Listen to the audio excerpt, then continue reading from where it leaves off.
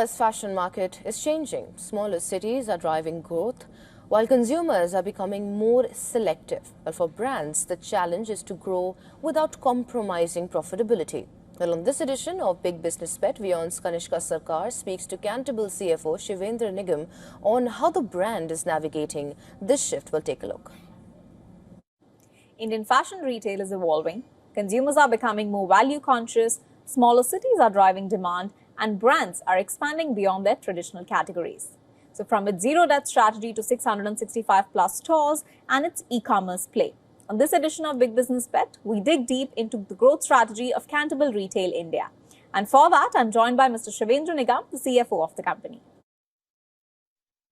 Penetration of internet has made the consumer a lot aware. Specifically, we are talking about whether it's Gen Z or millennial, any of the customer. But the awareness about fashion and awareness of about current market trends are extremely high, right? Extremely high. Today we are entering the world of AI, right? So yes, for the businesses as well, they have to keep themselves updated to have the continuous growth. So we are working on this as well, and because normally Cantabil is known as a basic fashions, right? For 5 days in a week we are champions, but 1 or 2 days is also required to be there. So we are continuously working on that. We are trying to gel up with the Gen Z requirement. Just to maintain these gross margins, there are few things, right? If you say pricing power, so at the end of the day, we are a very hard negotiator with all the vendors, not for here, for long, very long time. Since we are a debt-free company, we are spended a lot, all from the internal accruals completely. So we have a negotiation power with the vendors, so which is protecting definitely our margin. We are working on some cash discount model because when you have cash in your kitty, you can deal with it, right? So it is all about obviously when the inflation comes, some portion of the inflation has to be borne by the end consumer, end user. So considering our negotiations power, considering our better better SOPs are in place, we are being able to maintain our gross margin, including inflation. There is some portion when the raw material cost goes high, it has to be passed on to the consumer as well. When the war being started for the last 6-8 months, the raw material price has definitely gone high, right? Yeah. 10 to 15% raw material prices has gone high.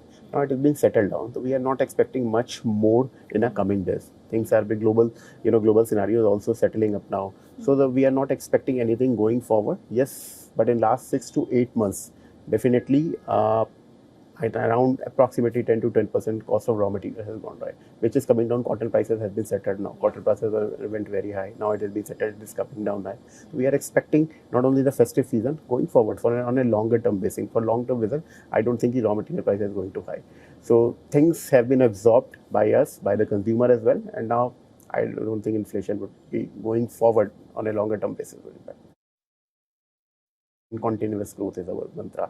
There is no point. There is no point today we are sitting at 700 stores. There is no point of running 50% of the store in the losses and getting the numbers. No more game is like that. All our 700 stores are profitable. We have the opportunities in the market. Like this is the store where we are sitting right now. It is a 8,000 square feet. Our earlier size was 1,000, 1,200. Now our average size we are not opening. So the opportunities are there, but where we are seeing our P&L on a sustainable long-term basis, we are investing. We have enough. Last year, considering my deposit, I was at 50 CR in my balance sheet. This year, if the things will go like this, we are piling up with the cash. So not an hindrance. Cash has never been a hindrance. So that's a challenge for us, not only for all the business. When you are an offline business in such a huge number of stores. So whenever the merchandise, all my stores are on Omnichannel as well, right? Since we are changing new software, so some hiccups are there, but still all my stores are in Omnichannel as well. So but the merchandise is available on the stores. The same discount would be available in the online website. All the leading marketplace players we are being there, and there is special inventory or aged inventory, which is specifically in an online platform that is sold on the higher discount. So as of now, my contribution for men is 81%. At the same time, we are opening specific ladies and kids exclusive stores. That number is 65 as of now. So there are men's store, another is family store, and then we have a 10%, 65 store approximately now, the exclusive ladies and kids.